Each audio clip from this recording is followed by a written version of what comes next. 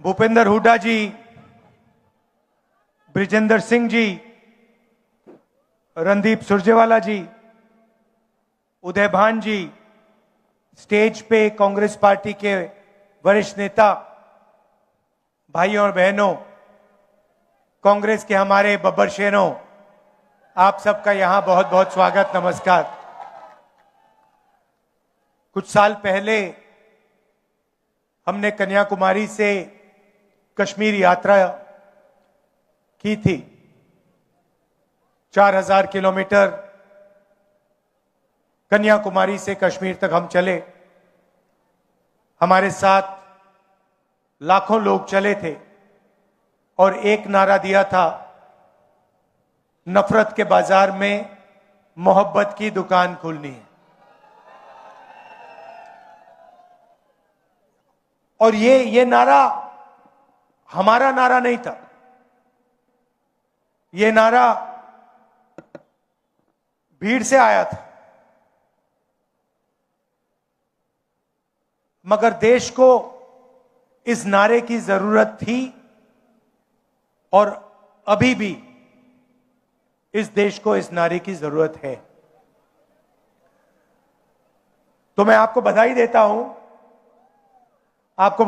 हूं, कि आप आइए, आपको बधाई देता हूं कि आपने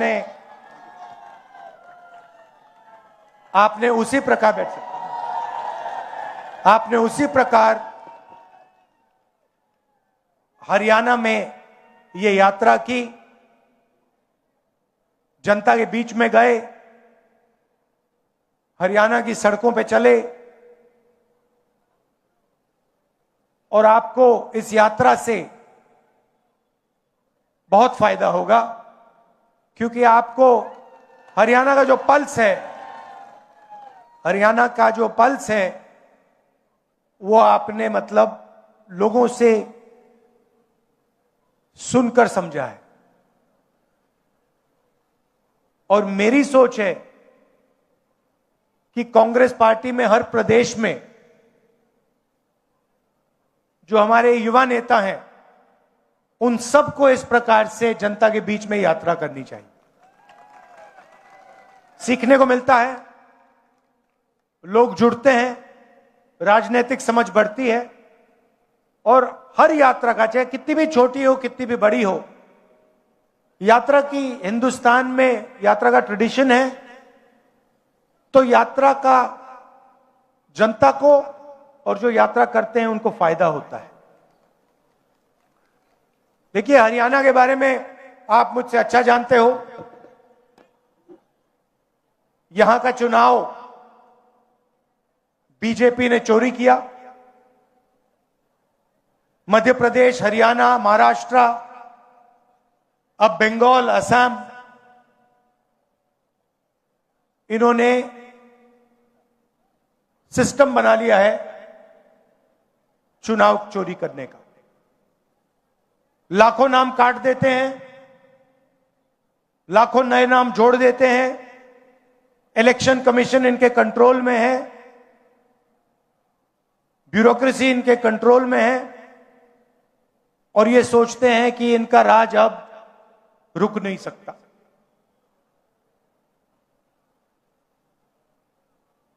मगर टाइम आने वाला है इनका।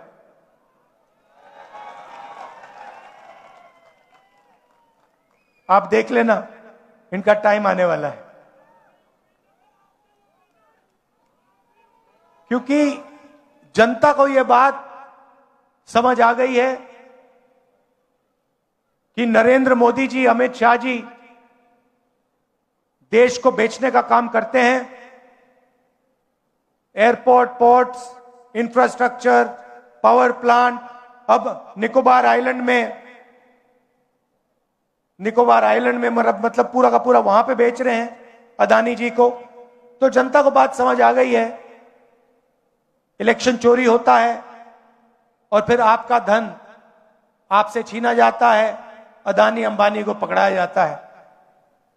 मैंने आपसे पूछा कि हरियाणा में सबसे बड़े मुद्दे कौन से हैं।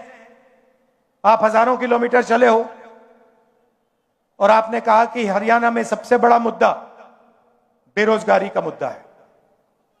और ये सिर्फ हरियाणा की बात नहीं है, पूरे देश में बेरोजगारी फैल गई है, युवाओं को रोजगार नहीं मिल सकता है, डिग्री मिल जाती है, प्राइवेट यूनिवर्सिटी में कॉलेज में डिग्री मिल जाती है, मगर फिर रोजगार नहीं मिल सकता।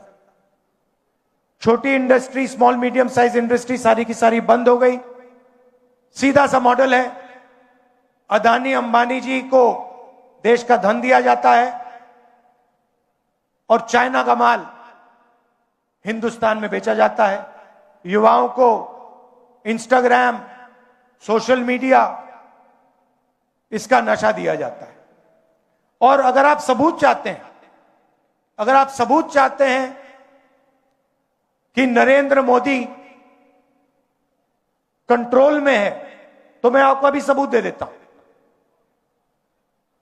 कुछ दिन पहले यूएस इंडिया डील हुई, आपने देखा आपने? यूएस डील में हिंदुस्तान ने अमेरिका को क्या दिया और अमेरिका ने हिंदुस्तान को क्या दिया, मैं आपको बताना चाहता हूं। और इसलिए बताना चाहता हूं क्योंकि ऐसी डील कोई भी प्रधानमंत्री नहीं कर सकता, ना कांग्रेस पार्टी का, ना बीजेपी का, ना किसी और पार्टी का ऐसी डील कर सकता है। और अगर डील करी है तो अमेरिका के दबाव में आकर करी है।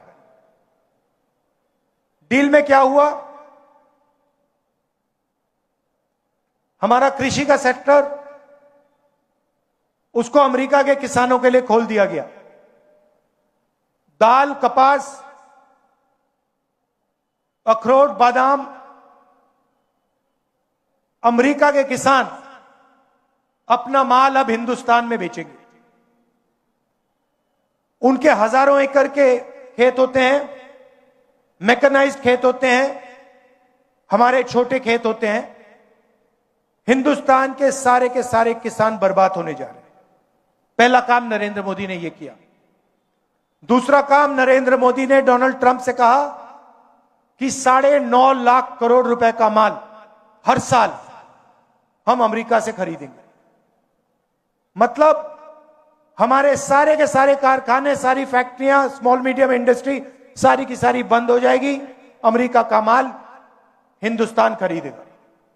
तीसरी बात, और शायद सबसे खतरनाक बात, नरेंद्र मोदी ने अमेरिका से कहा कि हम उन्हीं से तेल खरीदेंगे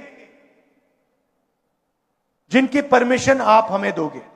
आपसे पूछे बिना हम किसी से तेल नहीं खरीदेंगे, चाहे सऊदी अरेबिया हो, वेनेजुएला हो, इराक हो, ईरान हो। हिंदुस्तान तेल खरीदेगा तो अमेरिका से पूछकर, डोनाल्ड ट्रंप से परमिशन लेके खरीदेगा। और चौथी बात, आपका सारा का सारा डेटा, जो आप बातचीत करते हो, मैसेजेस भेजते हो, आपका मेडिकल डेटा, अस्पताल में आपका जो डेटा है, सारा का सारा नरेंद्र मोदी ने अमेरिका को पकड़ा दिया है। तो ये 4 चीजें नरेंद्र मोदी ने अमेरिका को दी। हिंदुस्तान को क्या मिला? हिंदुस्तान को कुछ नहीं मिला, जीरो, कुछ नहीं मिला। हमारा टैक्स बढ़ गया, उनका टैक्स जीरो हो गया, हमारा डेटा गया, हमारा कृषि का सेक्टर गया, हमारी ऑयल सिक्योरिटी, एनर्जी सिक्योरिटी गई, हमारी इंडस्ट्री बर्बाद हो गई। अमेरिका का कुछ नहीं गया। इसके 2 कारण हैं और मैं आपको साफ बता देता हूं। सबसे पहला कारण, आपने नाम सुना होगा एप्स्टीन का, सुना है? 30.5 लाख एप्स्टीन की फाइल्स अमेरिका में पड़ी हुई है। नरेंद्र मोदी की पूरी हिस्ट्री, उसका चरित्र उन फाइलों में है। और डोनाल्ड ट्रंप यह बात जानता है, समझता है।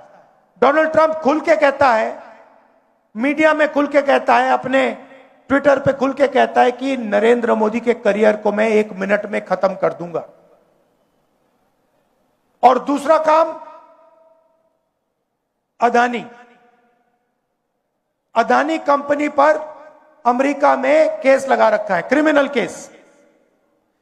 अदानी जी हिंदुस्तान के सबसे बड़े बिजनेसमैन हैं, अरबपति हैं, मगर हिंदुस्तान से बाहर नहीं निकल सकते, क्योंकि जैसे ही हिंदुस्तान से बाहर जाएगा, अमेरिका में इस पर केस है, क्रिमिनल केस है, इसको पकड़ के ये ले जाएंगे।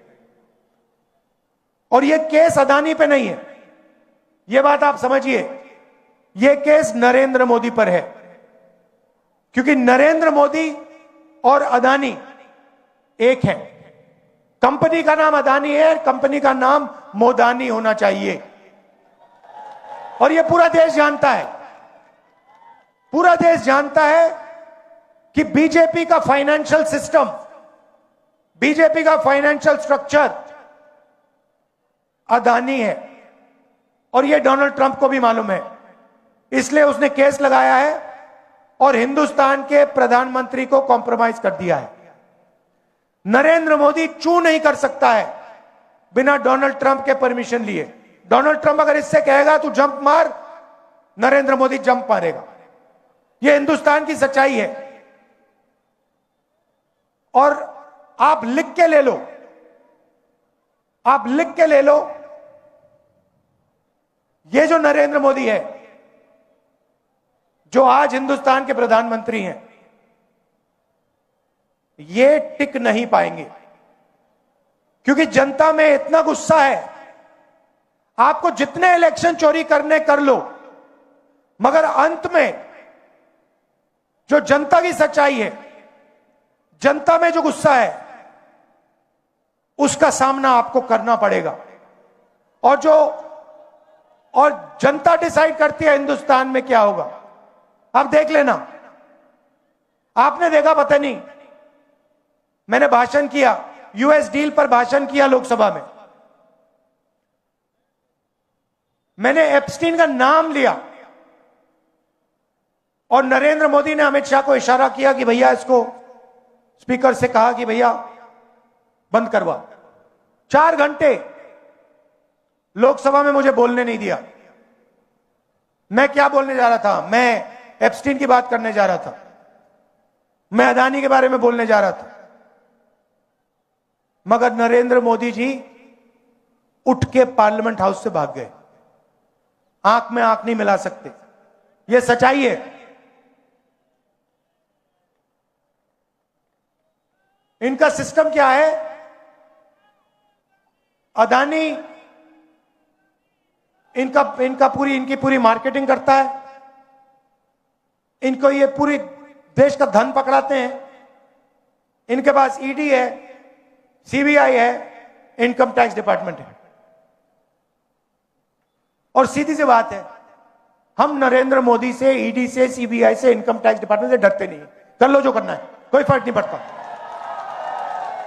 हम कांग्रेस पार्टी, आप लिख के ले लो, कांग्रेस पार्टी नरेंद्र मोदी को हराएगी और फिर देखना हम क्या कार्रवाई करते हैं नरेंद्र मोदी के साथ।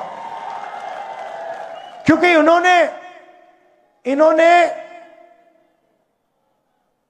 देश पर आक्रमण किया है, लोकतांत्रिक सिस्टम पर आक्रमण कर कर इन्होंने अंबेडकर जी के संविधान पर आक्रमण किया है।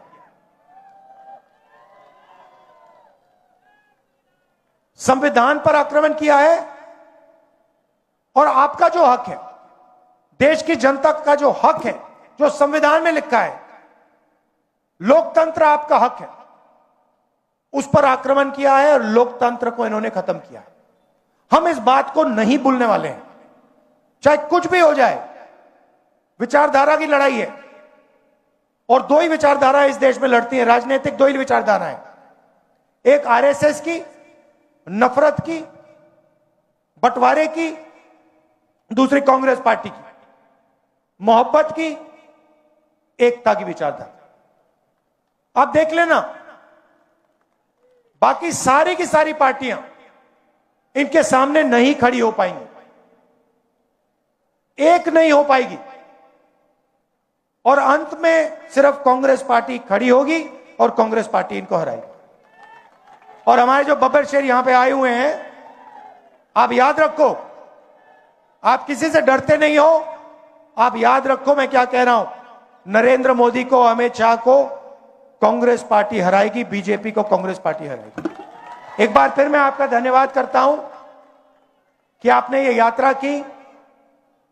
हजारों किलोमीटर आप चले, मैं जानता हूं 1000 किलोमीटर, हजारों किलोमीटर चलना आसान काम नहीं है, मुश्किल काम है। आपने किया, पूरा मेरा सपोर्ट है आपको, हरियाणा कांग्रेस का सपोर्ट है।